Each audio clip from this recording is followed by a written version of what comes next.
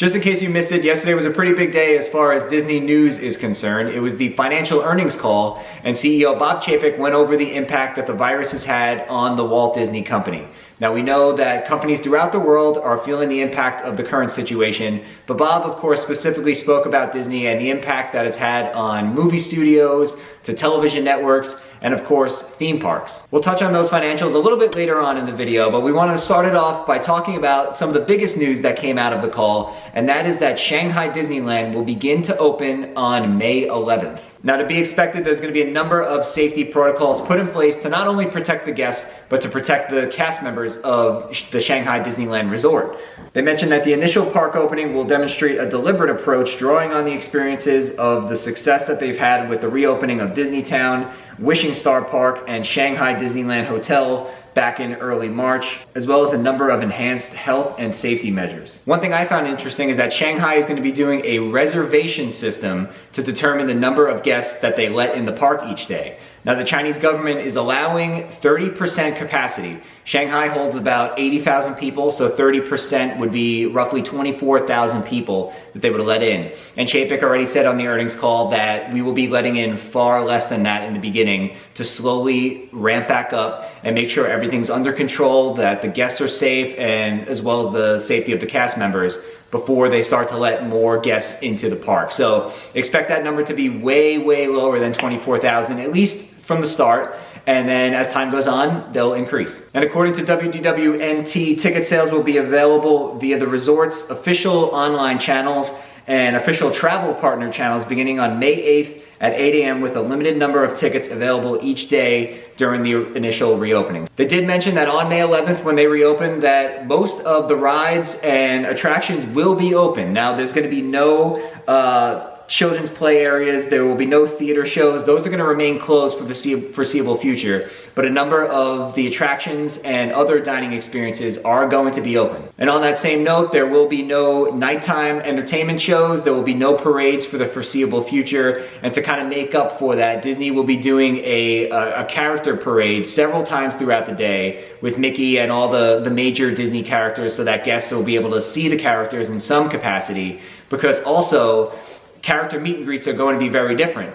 Now, guests are required to wear masks, but the face characters are not required to wear a mask, and they will not be wearing masks inside the park. You will not be able to go up to Peter Pan and get your picture taken right alongside him. You will be able to meet and greet Peter Pan from a distance, and then to fill the void of some of that character interaction that you might normally would have in a regular environment, they will be doing that character parade several times a day so that everybody gets to see their favorite Disney characters. They also mentioned that there will be no on-sale ticket sites for Shanghai Disneyland. So everything will need to be done via reservation ahead of time, and that includes annual pass holders. They said annual pass holders must make a reservation for their visit date and time through Shanghai Disney Resort's official online channels before their visit to the park. So if you're an annual pass holder, you can't just show up and scan in. You have to make a reservation before you go. In addition to all that, let's take a closer look at some of the requirements for Shanghai Disneyland when they do reopen. Guests must purchase dated admission tickets for Shanghai Disneyland prior to arrival,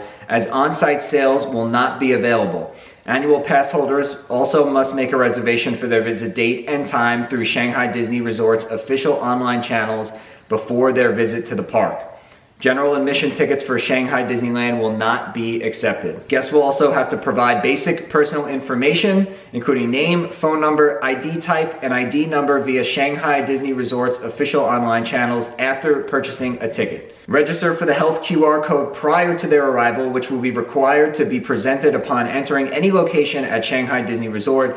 Only guests with a green health QR code will be allowed to enter the resort. Undergo temperature screening procedures upon arrival and wear an approved mask during the entire visit to the resort except when dining. So that's the latest on Shanghai Disneyland, which is the first Disney park to reopen amidst everything going on. I'm sure myself, and I'm sure you guys as well, are going to be keeping a very close eye on Shanghai to see how they operate. Is it working? Is it not working? Do they get away from the guidelines faster? Is it taking longer to roll out into a different phase? We're going to be keeping our eyes on that, and any new updates, of course, we'll be sure to share with you. Now let's switch gears for a minute and talk about the domestic parks. Now at the time of filming this video, we do not know when Disney World or Disneyland will be reopening. Trust me, I want it to reopen just as much as you guys do, but we still don't know when that's going to be. Although I have a feeling we may be getting a little bit closer. Time will tell.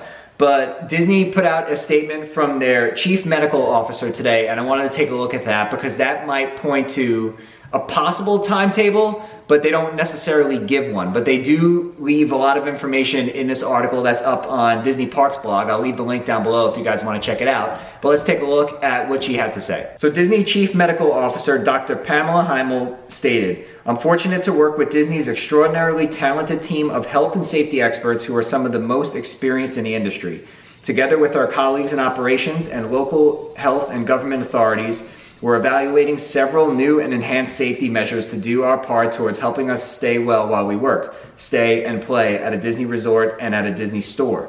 I'm also working closely with the U.S. Travel Association on a set of guidelines the travel industry may tailor to their individual businesses to help demonstrate that safety of travelers is a top focus." She mentioned that they're exploring phased reopening. "We're looking at all of our locations and how best to begin the reopening process, including a gradual reopening and or partial reopening of certain locations.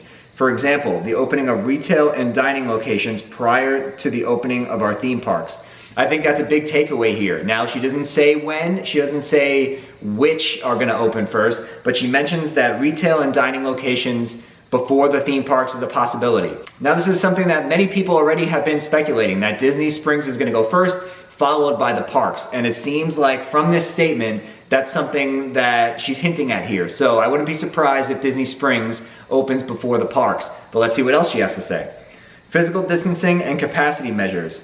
As you can imagine, managing guest density in queues, restaurants, hotels, ride vehicles, and other facilities is a major focus as we implement physical distancing guidelines based on guidance from health authorities such as the CDC and appropriate government agencies." She also says that they're exploring other ways to use technology to help them out, like the use of virtual queues at Disneyland and Walt Disney World. We made a whole video talking about our virtual queues coming to Walt Disney World. I'll leave that up in the corner if you guys want to check that out.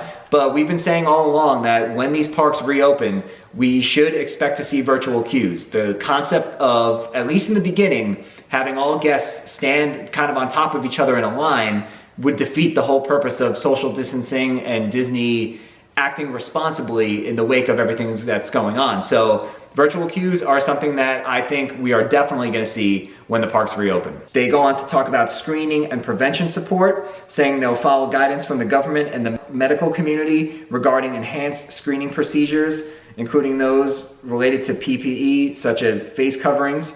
Some measures like adding hand sanitizers and hand washing stations have already been implemented. So it seems like if face masks and facial coverings are something that the government is continuing to push, and that's the case right now, Disney is going to follow suit with that. And I think we all expected that. It's going to be very interesting to see how this works in the summer when it's very hot out and everyone has to wear a face mask.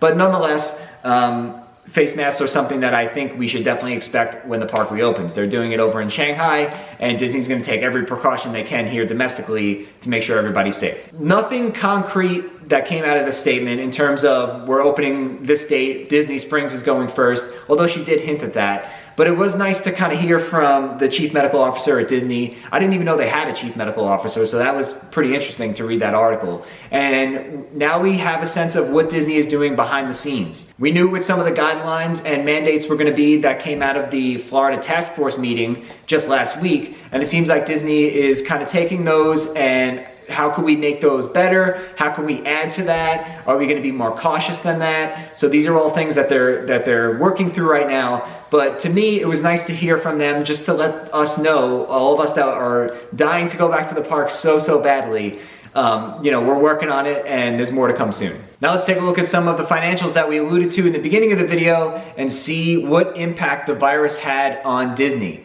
Disney mentioned on their earnings call today that their stock is down nearly 30%, which is a big decrease from the all-time high that we saw in the beginning of this year, which goes to show that Disney is one of the most impacted companies by the virus. Parks and resorts revenue was down about 10% versus Q2 2019. Of course, down there, that's to be expected.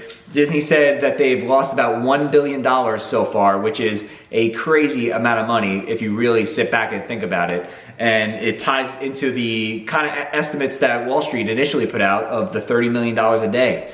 $1 billion is a lot of money to lose, and Chapek mentioned that the total impact they're estimating is to be about $1.4 billion once it's all said and done. A bright spot for the company has been their streaming services, with Disney Plus now having over 54 million paid subscribers. ESPN Plus subscribers are also up about 1.3 million subscribers since the first quarter of this year. So their direct-to-consumer business is doing really well. Of course, parks and resorts are going to be hit probably the hardest, I would imagine, throughout the company, just based on them being closed for so long and not necessarily knowing when we're going to see those gates open back up again. So like I said, we'll continue to keep an eye on Shanghai Disneyland, especially once they start to reopen back up next week. Still no opening date for any of the domestic parks. We have no idea when that's going to be, but based on the letter that we saw from their chief medical officer, I would expect Disney Springs to go first and then the parks, but of course, time will tell. Nobody knows for sure.